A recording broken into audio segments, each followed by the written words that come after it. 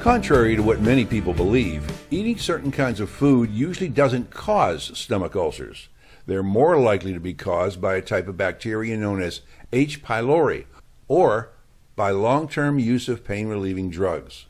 Once you have an ulcer, though, there are certain foods that help relieve your discomfort and certain foods that make you feel worse. This video focuses on foods that not only make you feel better, but also help you get better.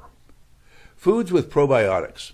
Probiotics are foods that contain living organisms that help restore bacterial balance in the digestive tract.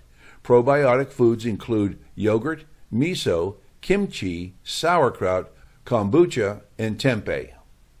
Fiber-rich foods.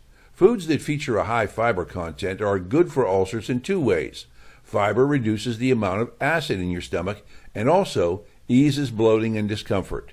Apples, pears, and oatmeal are great choices, as are beans, broccoli, berries, and avocados. Sweet potato.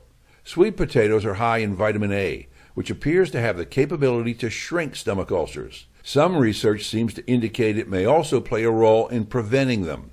There's also a lot of vitamin A in spinach, carrots, cantaloupe, and beef liver.